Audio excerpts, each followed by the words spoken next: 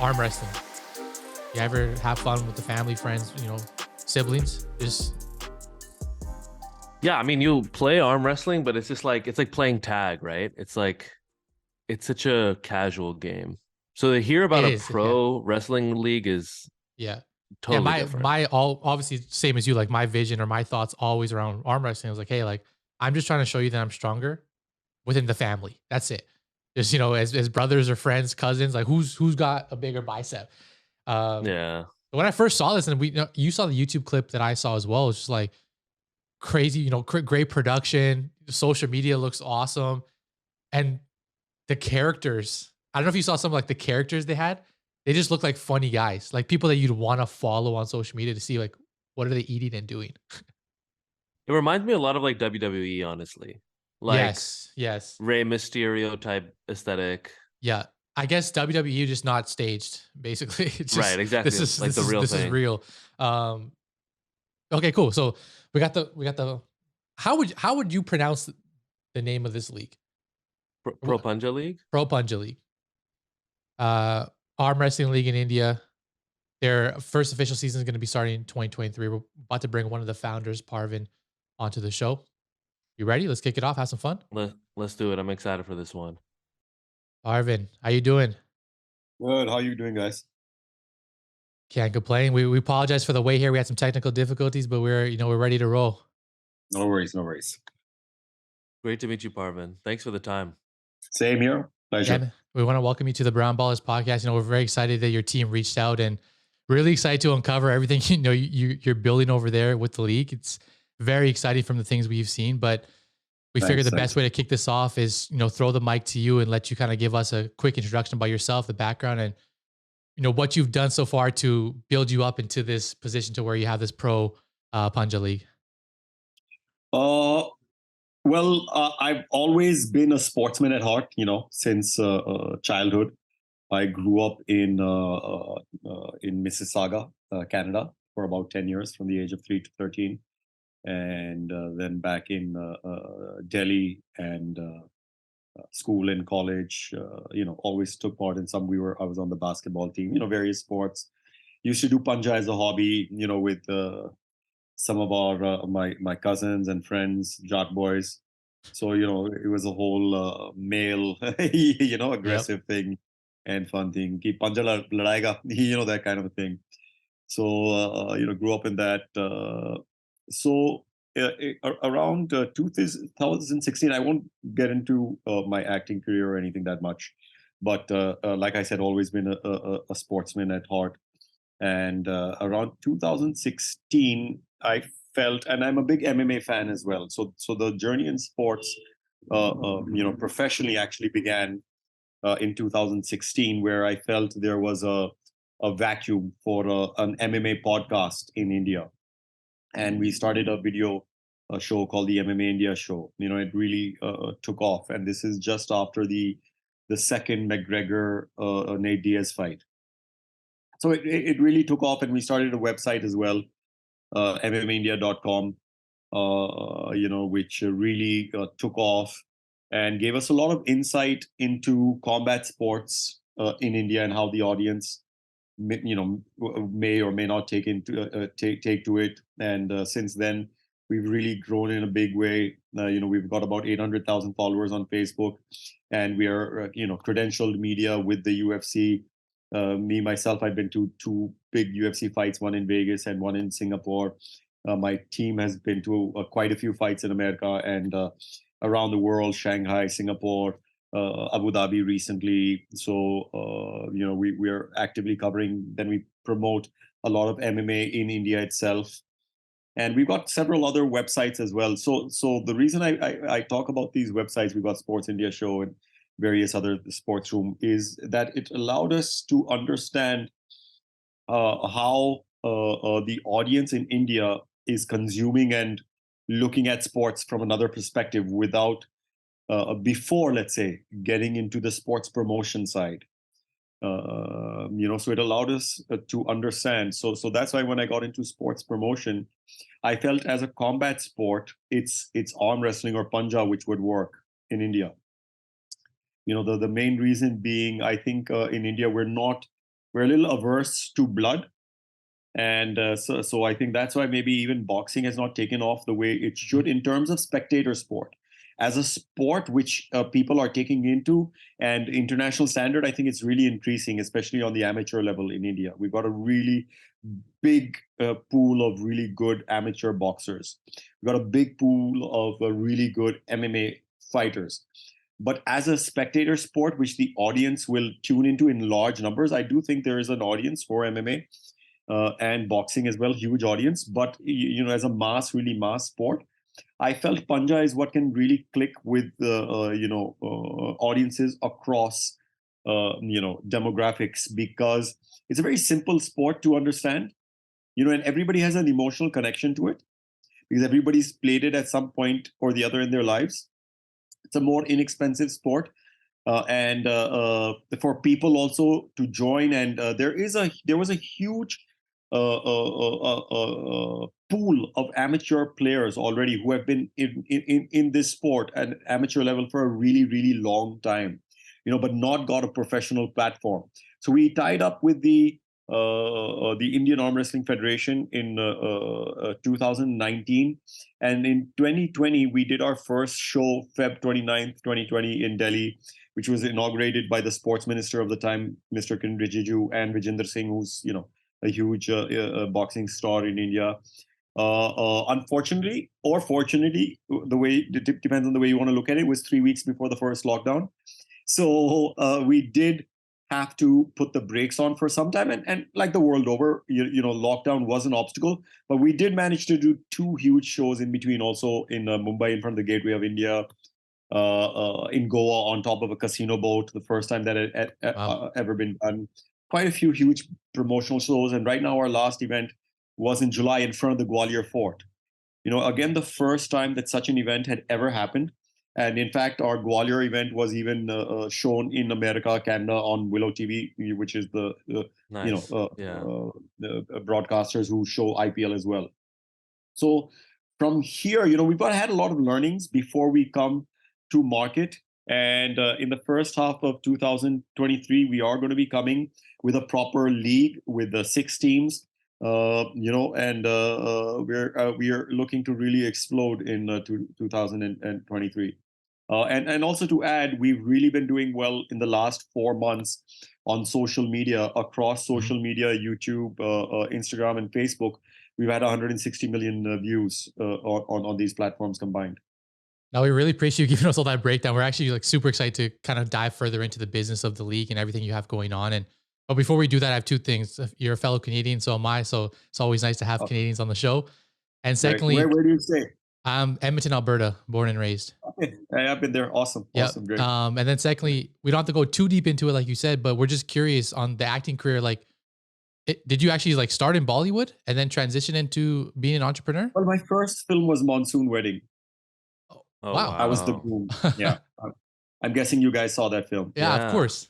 Yeah. So I've done quite a few films since then. The Hero, with Sunny Deol, Preeti Zinta, Priyanka Chopra. Then My Name is Khan with Shah Rukh Bhai, and Kajol, and then Khosla Ka Ghosla. And recently, Ragni MMS Part 2. And then recently, I've done quite a few big OTT shows like Hostages on Hotstar, State of Siege on Z5, and I'm doing 2 Amazon shows right now as well. That's amazing. So you're a busy man balancing the acting life with the leagues of being an entrepreneur. Absolutely, and it's what pays to be an entrepreneur right now. Yeah, exactly. You can take some risks here and there, knowing you have a great acting career. Yeah, exactly. No, that's amazing. Yeah, go ahead, G. I was gonna say, switching gears to the arm wrestling league, what are your thoughts on the rise of local leagues in India beyond cricket? Because I think in the last 3 years, it's actually gotten pretty crowded. Volleyball, soccer, kabaddi. Do you think there's demand for even more ancillary sports to cricket in India? And if so, how do you separate yourself from the pack? That's a really good question. And it's a really good question, and it's a very important question, which anybody who wants to get into sports promotion has to ask themselves before they start. Because you can't just start on a wish and a dream, and say, everybody's, I want to do a sports league. It's not as easy as that. It's very, very hard. It's very tough, which is why we did all of these events before, actually coming to market with the proper league, because we wanted to understand, how should we come to market? Now, when I say that, what I mean is, sometimes you need to tweak some rules in arm wrestling for broadcast, because broadcast, when people watch it on TV, is a very different animal to being Right. there physically in an event. When you're there physically in an event, you're watching it, there's different things. You might be enjoying it, might be having a beer, you're enjoying a lot of things. But when you're on broadcast or on TV, people have the power to switch within a second if you're not engaging them hard enough, right? So the whole learning was, how do we make it an interesting sport? Because it is sports entertainment. If you look at the UFC as well, UFC is an event company. It's not a sports company, it's an events company. What we are doing is actually events. They happen to be sports events, but they are sports entertainment. You have to, like Russell Crowe said in Gladiator, are you not entertained? If people Right. are not entertained, they're going to, just switch that channel. So the whole point is making sure that the sport and the event itself is catered to the television audience. So, people are entertained and glued to their seats, which includes stuff like walkouts and everything. Walkouts, how the players passionate? Are they showing, their anger? Are they out there? That's what people like to see is, passion. Like they want to see athletes putting it all on the table. So we've actually been having workshops with the players as well, because they're not used to they weren't used to a professional stage so far, right? So they weren't used to walkouts or other things. They were just, come on the table, do their thing and walk out, right? But one has had to get them into the groove of this whole thing of, listen, even in the walkout, you have to put your emotions on your sleeve. We're not telling you to act or become somebody you're not, but we are asking you, to put your personality out there. And now coming back to your question is, how do we differentiate ourselves from other leagues? We're the only combat league, which I feel is attuned to the Indian audience and sensibilities. Everything else is a different, sport. And we are also the only sport which is seen both as an Indian sport and as an international sport. Kabaddi is a great Indian sport, but it's not played in that many countries internationally. If you look at arm wrestling, it's played in almost every country of the world, and it has an Indian name, Panja, so that makes it very relevant locally. And like I said, the best thing about Panja is its simplicity as well. It's very easy to follow the game, and it's very easy to take a side.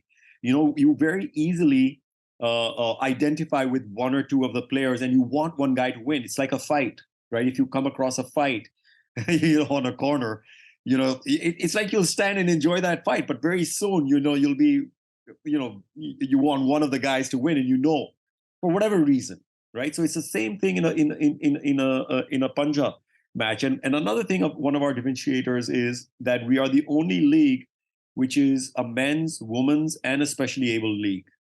So we have all three. It's an inclusive league, and let me tell you, the ladies get as many views, if not more, than the guys. We have some Absolutely. really, really strong ladies. I would not want to get on the Panja table with them. Let me just tell you that. Well, we've been That's watching the YouTube awesome. videos, and me and G were saying, like, I don't want to arm wrestle any of these Yeah, people. yeah. There you go. Yeah, exactly. So they're really tough, and they work out. And it's like we were doing this tournament in IIT Mumbai. They asked us to organize a tournament, and so we threw in a little hook for them. We said, okay, we're going to organize the tournament, and we are going to pick your top 4 guys and 1 girl, and we are going to offer them a certain amount of money to beat our female champ. And all the guys were like, oh, send me the money right now, because Great idea. it's money in the bank. And these are like 6'2", 6'3", big guys. And so we picked, so we did this tournament throughout the day. And the guys basically picked themselves, because they're the ones who are on the top, beat everybody else, 1 girl as well. Forget the girl. And we flew down our female champion, one of our female champion, because we have 3 weight categories. Chetna Sharma from Guwahati, forget the girl. The guys were not able to move her hand, beyond. She took them down pretty soon. Let's just say that. It wasn't like it was and then down. No, Straight. So yeah, these are big guys I'm talking about. But the thing is, arm wrestling is not just about strength; it's technique. And once you see it more and more, and when you start seeing the technique and the various techniques, it's very addictive. It's very, very addictive watching it, and that's what really drew me to the sport. It's the aggression, the adrenaline, but this, the talent that they bring to the table as well. So is this a fair comparison? Like the Pro Panja League is almost like India's MMA or UFC? Not yet. I don't want to say, because it's early in the day, but that is what we hope to be. Because, like I said, according to me, Panja is going to be the premier combat sport in the country. Because, like I said, we're averse to, and every sport has its audience. But I think Panja is going to be the combat sport which really goes across all kinds of audiences. So we have a bunch of various questions here coming in no order to you, but And we want first to of all, let me really say you guys are doing a great job. My guys showed me your site and everything in your account, thank Insta you. account. I think you guys are doing a great job, Appreciate really, that. pushing the Desi story out there. So great work. And likewise too, like I said, this is something that is not being done a lot. So we're happy that we're able to bring people like you on the podcast to share these stories, right? And all help each other build. So Thank you. in terms of the league, like I said, a lot of random questions, but all just helping us dissect what's going on and your Yeah. mind in terms of creating and founding it. So first question, kind of start off like higher level, is this is the biggest arm wrestling league or organization globally, right? Did you expect it to happen So so quickly? quickly? Yeah. No, but I'll tell you. Uh, Two things happened. One is one of the bigger arm wrestling leagues during the pandemic kind of shut down and hasn't started up, called the World Arm Wrestling League in America, Wall. So it's kind of shut down. It was a pretty good operation, and we were, so. And the second thing is, I always knew that our production quality is going to be better than anybody in the world. Yep. So that is something that we can definitely say is, because we had in Gwalior, we had a guy called Monster Michael Todd and his wife Rebecca Todd. Hmm. Monster Michael Todd is one of the big legends of the sport, 23-time world champion. Oh, When they came in front of Gwalior Fort, let me tell you, they had not seen anything like like that. The Gwalior tournament was the biggest arm wrestling tournament to ever have taken place so far in the world anywhere. Even when they came initially before Gwalior Fort, we had a 2-day prelims at a place called LNIPE, which is Lakshmi Bai Institute of Physical Education, one of the biggest in Asia. And we had 700 athletes. And when he walked in, he's usually used to walking into a room of 25, 30 guys. So he had no idea what he was walking into. So that was the first time he walked in, and he was just like, and all these guys cheering his name and everything, and dolls. We had dolls and everything for him, to welcome him. And his wife had a great time dancing and partying. So they were really overwhelmed seeing the kind of numbers that we had over there in terms of athletes and everything, and the enthusiasm and the talent. and in terms of taking this sport to the next level, it, do you think you'll see arm wrestling make it as an Olympic sport? That is what we are hopefully aiming for. We have very close ties with the Asian Arm Wrestling Federation and the World Arm Wrestling Federation, and they are working very hard to make this an Olympic sport. There is a talk that it will be part of the Paralympics, the next Paralympics in 24. And Oh, once that happens, hopefully Olympics should be the next step as well. And it is an official sport to a certain level. It's reached the university games. It's reached the police games now in India as well. So officially, it has reached a certain level, but we are hoping that it becomes an Olympic sport as well pretty soon. and in terms of the league itself, you mentioned production, which is like I said, very high quality. You mentioned the social media. So for you, when you look at the main pillars or the main keys for you to make this league a success, what are those exactly in order? Yeah. Production, social media. What else is there? Well, to tell you the truth, it's a journey. It's not going to be, you start on the Mhm. first season and it's going to explode. We don't, we hope it does, but realistically speaking, we know we have to build this sport over a couple of years and also build the standard of our arm wrestlers, which is why what we are looking at is the first 2 years. We're not looking at having any foreign arm wrestlers in the teams. We are looking at having a lot of foreign coaches coach those guys because we want to raise the level of the Indian arm wrestlers as well.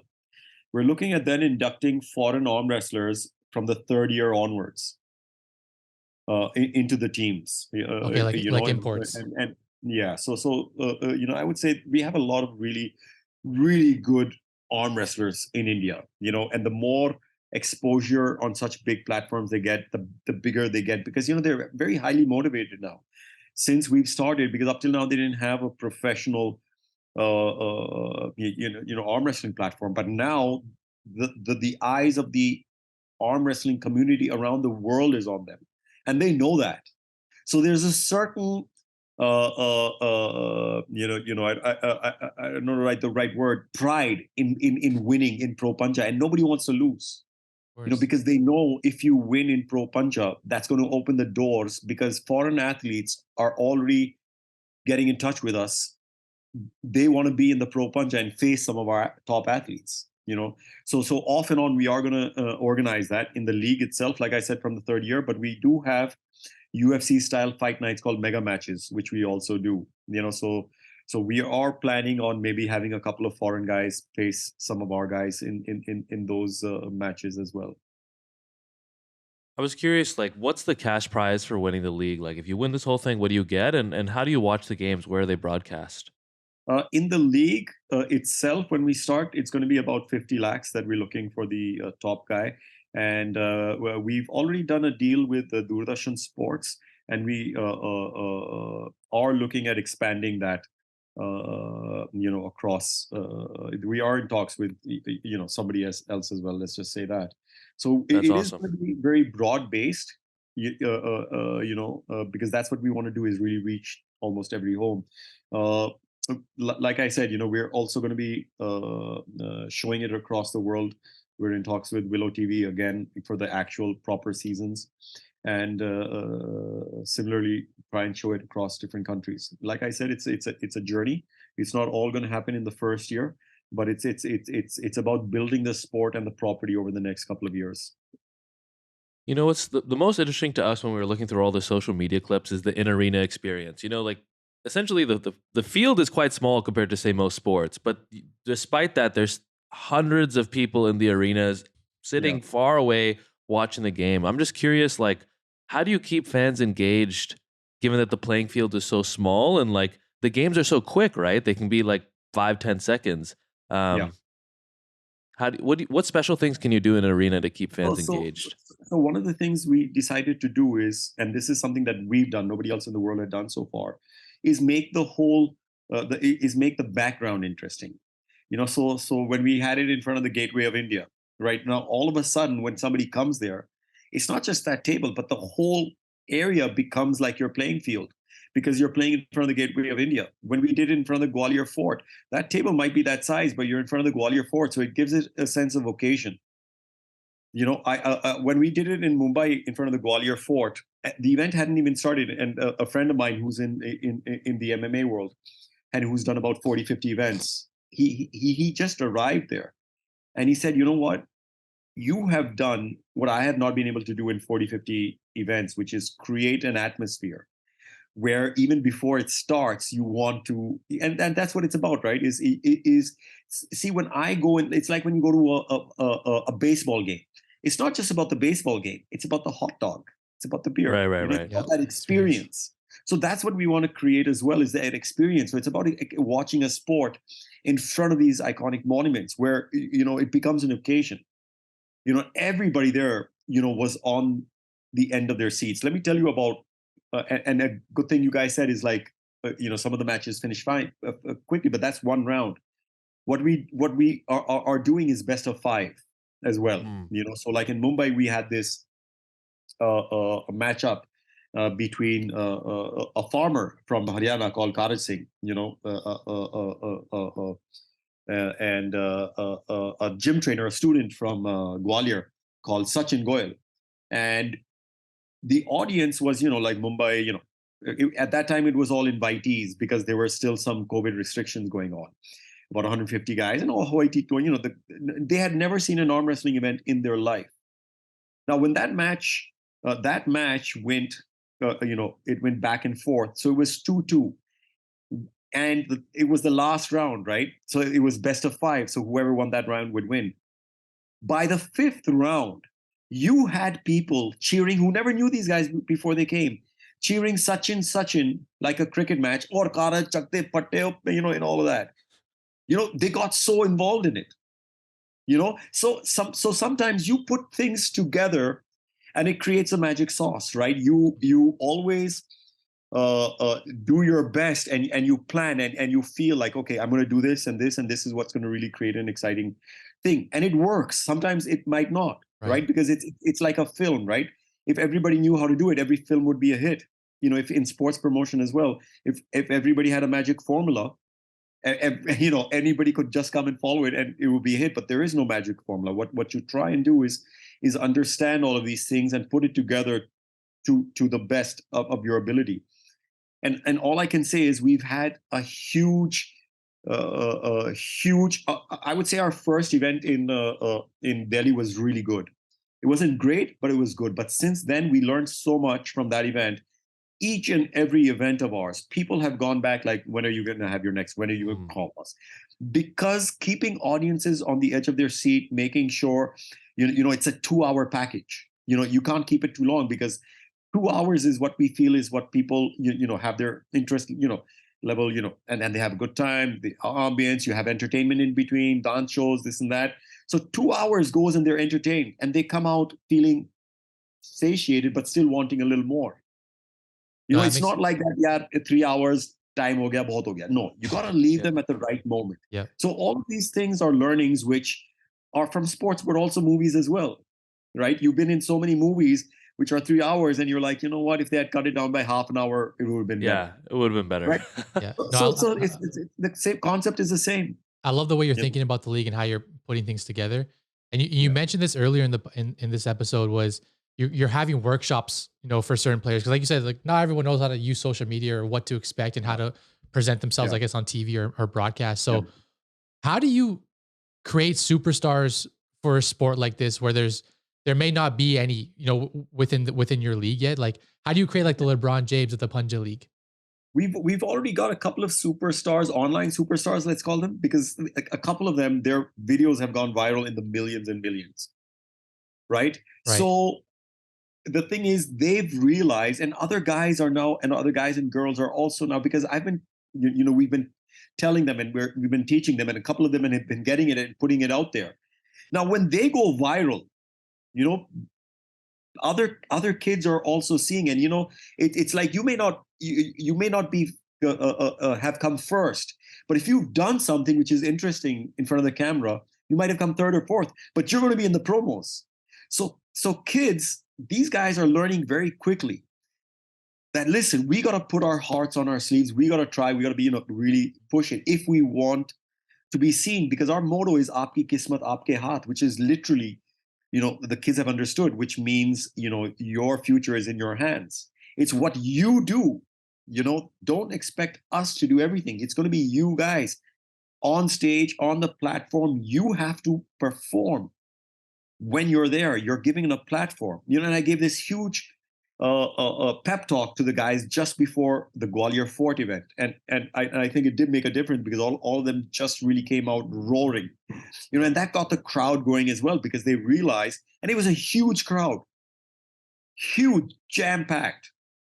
So I think they're realizing that they got to do all this stuff. I've had numerous chats with them, both whenever we meet, and also on Zoom.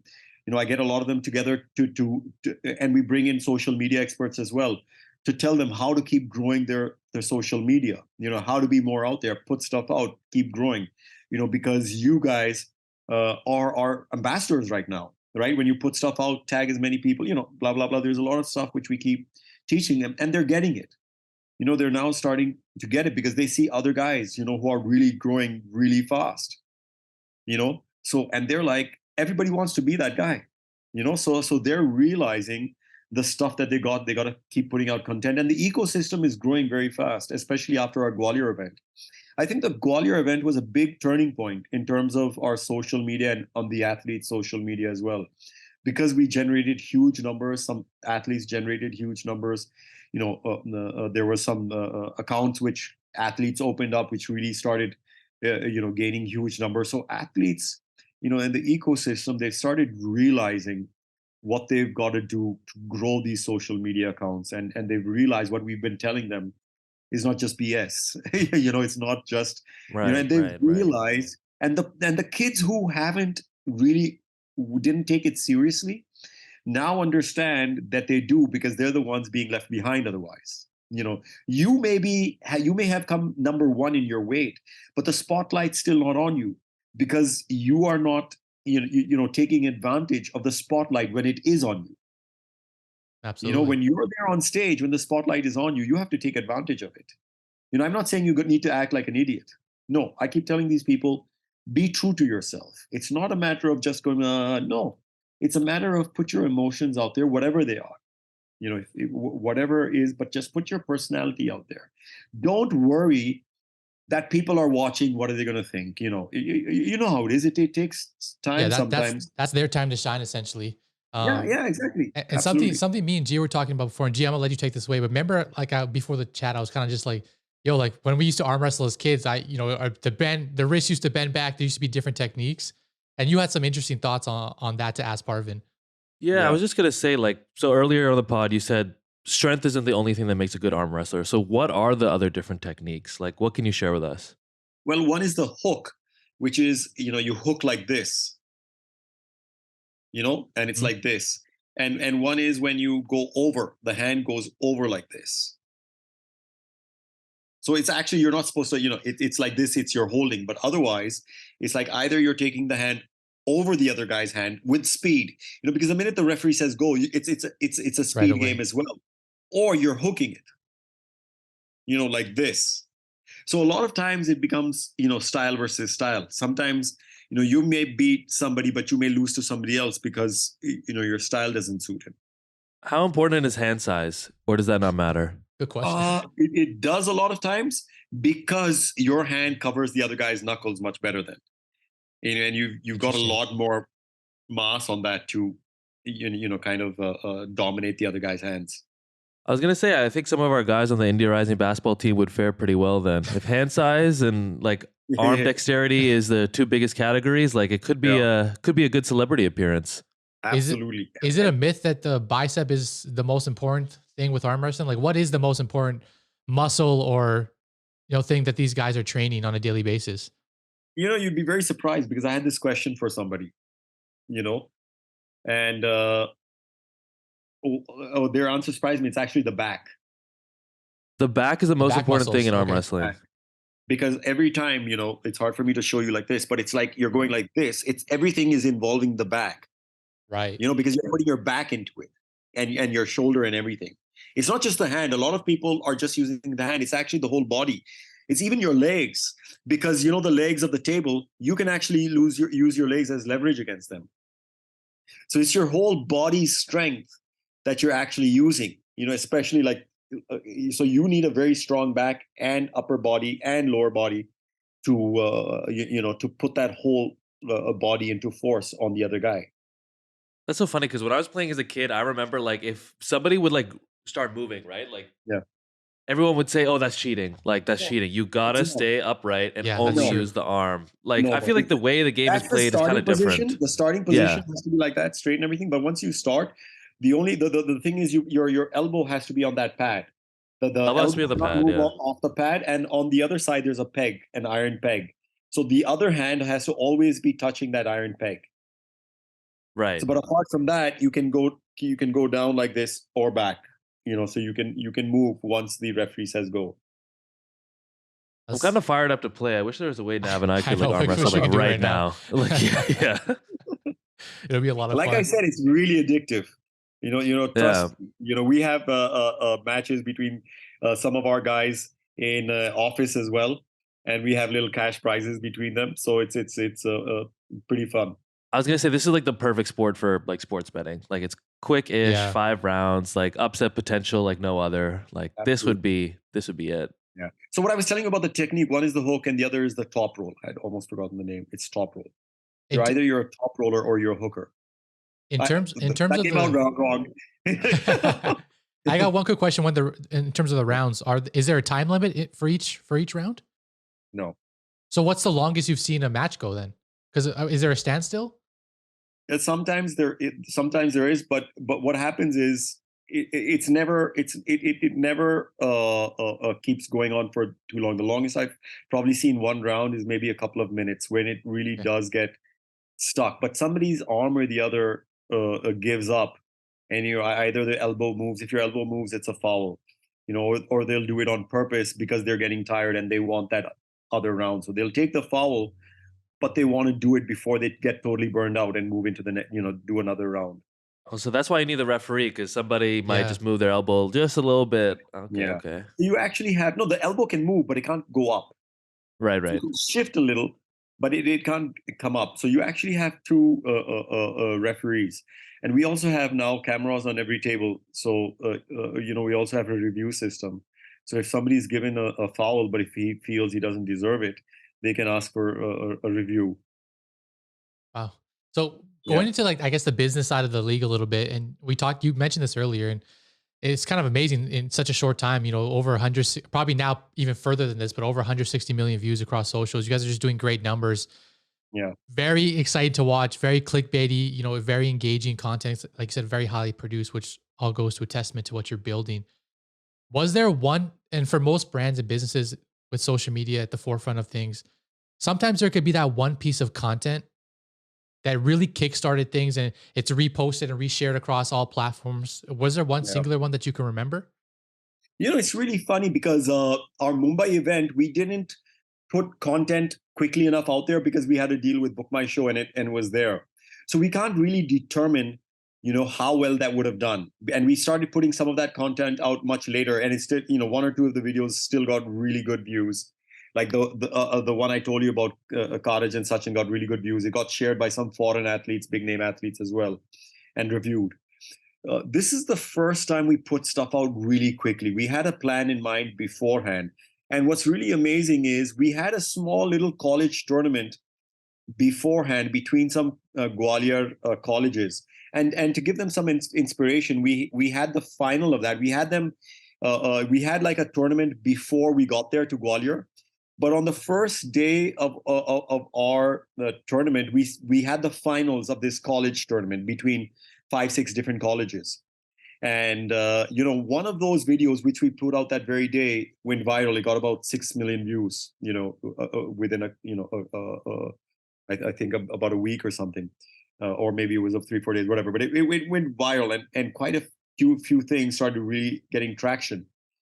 We realized very quickly, we got to be really smart about how we're putting out stuff and the way we're putting out. Right. So I kind of sat on it with the team on each and every video, what we're putting out, how we're putting it out, and everything. So there was a strategy each and every day, even for the look of how things are looking, what's coming out, the song, on Instagram, the song is also Everything important. matters. Yeah. Everything matters to really push that video. Like there's an athlete of ours, Parmeet. When I was going through the footage, I saw him in one of the matches, and he's a character. He's a really amazing character. He's from Amritsar, and he was like, and really taunting the other guy. He was like, Jat da din hai. I almost feel like he was going to say BC as well. Jat da din hai match, but he didn't. But he said, Jat da din hai, all this stuff. No. Just really entertaining, and he really got it. And other athletes, I think, really have learned a lot. And his video, I saw it, I was like, you know what? Fuck the rest of the match. This is the portion that we need to put out. This is what people like to see. Real emotion. You can tell. See, audiences are really smart. They can smell and see fake stuff and real stuff. And this guy it was real. And that you put it out and it went viral. one of our other athletes who I told you about, Chetna, her stuff went wild. So there was 4 or 5 athletes and other athletes. So we started to put out that stuff, which was more, a little more engaging in terms of what we felt would do well on Instagram and even on, YouTube Shorts. We gotta find that clip and post it on our page, the Banchod one. That sounds fire. Yeah. So it like I said, he didn't say Banchod, but he was about to, maybe. You kind of sense even better. Even better. Yeah, so he says Jatta Dinaya, Jatta this. So we'll send you that. I'll have my guy send you please. that clip. And like you said, these are the things that fans want to see. They want to see the personality of the players, and that's what's going to go viral on social media. Like you said, how do you make heroes? You make heroes by allowing them to breathe and be who they want to be.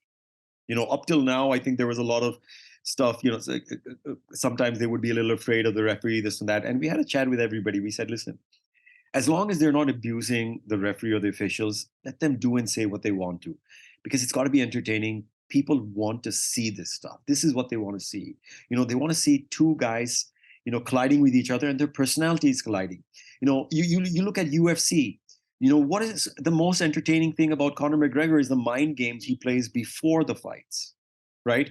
Yeah. He defeated Jose Aldo before he came into the ring mentally, and these things make a difference. And as an audience, it's very engaging to see these things, when they talk to each other, when all of that, the Nathan Diaz things, these rivalries, and this is how they get created. Absolutely. So I think it's always really good to encourage that. Without it becoming disrespectful. Yeah, of course. Yeah. So in terms of the league itself and monetizing it, I'm just spitballing here based on other leagues, NBA, NHL, the ones we know of, brand deals, sponsorships, in arena sales, probably apparel, merchandise. What are the ways you're looking to monetize this league and really turn it into a thriving business? Well, all the ways you mentioned, those are, of course, all the, the usual ways which people have been monetizing leagues, and those ways always work. I would say I'm not sure how big merchandise sales will be in India. Even in IPL, merchandise sales don't really take off to a certain extent. Yes, but not such a big. The big things will be, of course, sponsorship, in-ground stadium, branding, blah, blah, blah, team sales, and going ahead media rights, and all of these things will take a little time developing and growing. So we're aware of the path ahead because we're building a property, but these are all forms of revenue. And even, of course, we do want to, do merchandise sales and everything. And that's what we tell the athletes. We've already started telling them. We start telling, listen, do you want your T-shirt to be sold or not? It's very simple. Yep. You want your T-shirt to be sold, don't be shy. Even if you're shy, see, it doesn't matter. See, there's a player called Rahul Panikar. He is really good and his videos go viral. People really love him. And he doesn't have to go there. He shows his passion in the walkout. He was like, really passionate. But what's great about him is you see this fight, and I'll try you guys to send it to you. It was one of the most sought after fights in the prelims between him and a guy called Akash Kumar, whose nickname is Wrist Hunter. So his nickname is what? Cool name. Wrist Hunter. Wrist Hunter. Okay. So he is one of the most popular athletes on YouTube in terms of arm wrestling. His videos have done, millions of views and everything. So he had put out a challenge that nobody could top roll him. And if you see that video, Rahul Panikar doesn't say anything or do much, but it's the look in his eyes. He is looking directly in the eyes of Akash Kumar, and Akash cannot look him in the eye. He's looking down because he's concentrating. He's trying to survive. And that match went on for some time, back and forth. And it was really one of the highlight matches of the tournament. So Wrist Hunter might be like one of my favorite sports nicknames of all time. That's sure. Like very clean. Yeah, absolutely. What do you think? Like, if you had to pick one, right? So you named a lot of different ways to monetize arm wrestling. What do you think is like the biggest obstacle if you just had to pick one? Obstacle. Yeah, for monetizing arm wrestling in India right now. Well, the first thing is, because it's a sport we're reintroducing, right? There's no precedent right now for how it will do. Everybody initially wants to wait and watch. Usually, that's how it is. Though everybody we've spoken to has a lot of interest in it because the views are starting to speak for themselves now, right? But it is, like I said, a path. People do want to see, how will the audience take to it on broadcast when it comes on TV, because there is a difference, between social media views and broadcast in how you show it, and we're very aware of that.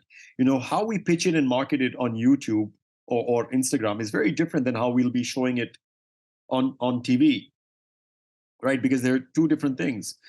These are all short form content, whereas broadcast becomes long term content. So the game is very different. But your short form content is marketing your long form content. If your short form content is working, people want to come and see on TV as well. The whole thing. Yep. So it's about using that to market, your long form content. But like I said, one of the obstacles, of course, is anything, which is the same in anything you start. In the beginning, people want to see, how are they going to do. So it's always, it's not like we're going to get, like 100 people banging down our door initially. They should. Let me tell you this: they should, because we got a damn good product, and it is going to take off. I'm 100% sure of that. Otherwise, I wouldn't be, investing so much of my time Absolutely. and money. So, but yeah, sorry, but just to finish that, these people have been in the business. People have their jobs to secure in these companies. So everybody does want to play it safe initially. So that is, the biggest obstacle is, people have to, they don't want to take a huge risk. They're willing to take, smaller risk initially and then see how it goes. no, that makes sense. So basically everything that we've seen, and correct me if I'm wrong, from 2022 and kind of building up into next year is getting ready for the launch of season 1 of the league, right? And Absolutely. from what we've seen, it's going to be 30 players per team starting up in 2023. And I believe if we saw it correctly, is over 180 to 200 players that will be 180 brought in. is absolutely correct. Yeah. How are you where are the players coming from? Is there already a select pool? There is. So the last tournament in Gwalior was actually to select those 180 players. I mean, they had to select themselves. So we did the tournament. It was prelims, right? So it's so everybody starts from ground zero, right? So everybody, you keep beating somebody and you keep moving ahead. So how it works is there's like a winners pool, right? So the winners pool keeps going up. And if you lose one match, but you're not out, let's say one weight category, and it works the same across weight categories. Like let's say 80 weight 80 weight category, right? 80 kgs. So what happens is if there's 100 guys, right? There's 50 matches first, and the guys who keep winning keep moving on, and the guy who loses one goes to the loser pool, and he keeps playing the other losers. It's not a good term to use, but for lack of a better term, they keep playing those guys. The guy who loses the second time in the losers pool gets knocked out, right? Now eventually you get left with one guy at the top of the loser pool and a semifinal, let's call it, of two guys in the winners pool, right? The last two guys who have not been beaten by anybody. These two guys play, and there's one guy who loses, right? The guy who wins goes directly into the final. The guy who loses plays the guy at the top of the losers table, because both of these guys have lost once now. Yeah, that makes sense. So these guys play each other, and the guy who wins now goes into the finals to face the guy again, and the guy who loses is the third seed then, and therefore, so you go backwards and you come to the 18 rankings in each weight category. So those 18 rankings in each weight category are going to go into the league. So it's going to be 18 players per weight category, who go into the league, and so therefore 180 players. So who's your favorite athlete in the Pro Panja League then, like male or female, and like what's their story? It's hard to pick favorites, being the promoter, and it's wrong as well. Yeah. But having said that, let me say some of the entertaining guys, and there's a lot of new guys as well, who are coming up.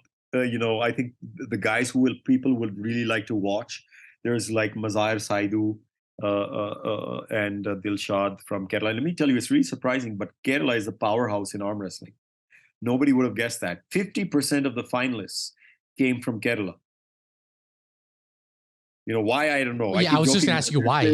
Are they trying There's something in the water. I keep asking them, like, what the fuck are you? But let me tell you, the amateur scene there is very strong.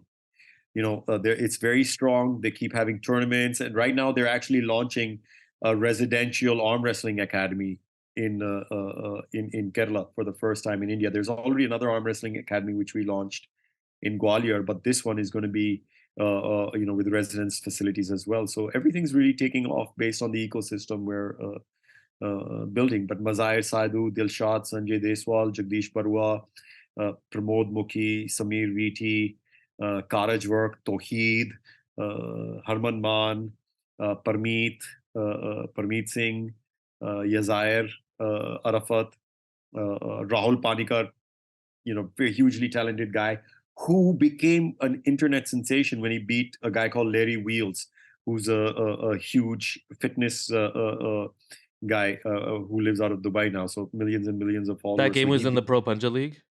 That wasn't in the Pro Panja League. That was before the Pro Panja League started. Okay. So he had gone viral just before the Pro Panja League started, even when he beat him. So, these guys then in the females, Chetna Sharma, Neetu, Yogesh Chaudhary, Jinsi Joshi, Arya and Shreya, Karishma Kapoor, Parmeet Kaur. There's a lot of athletes. All of these athletes who I'm mentioning who are either already online, stars because their videos are going viral in the arm wrestling community, especially, or on the cusp of it.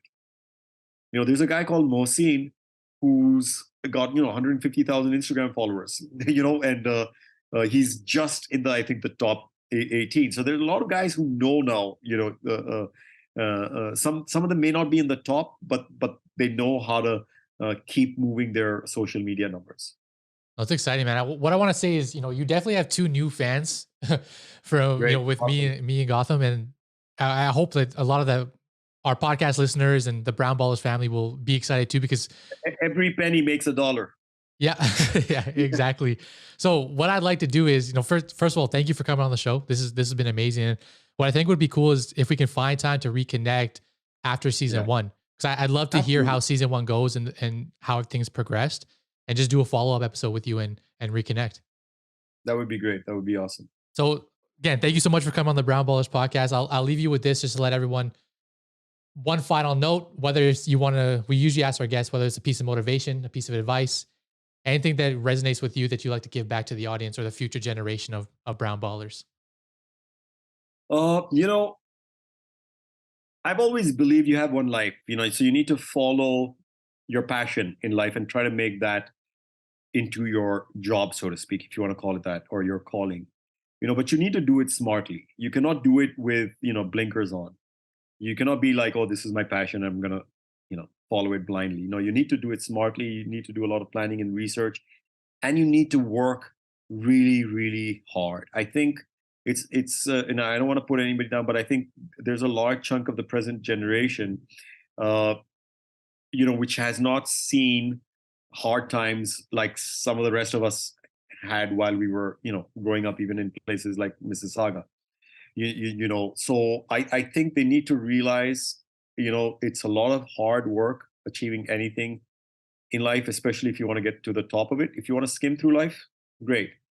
But there's a lot of hard work, research, planning, and plain hard work, like Mayweather says it best, hard work. It's hard work. Get down to it, do your research, and you can achieve anything you want to in life. There are no boundaries, absolutely no boundaries. Just be smart, don't be stupid, and work hard. Thanks so much, Parvin, for ending on that note. To the entire Brown Ballers family, thanks for tuning in to yet another episode. Like we've been saying since day one, right? The kinds of stories you're going to hear on this pod, you're not going to find anywhere else. The world's best arm wrestling league comes from India. Check out the Pro Panja League. A lot of big news coming your guys' way. So stay tuned for another episode, and thanks for checking us out.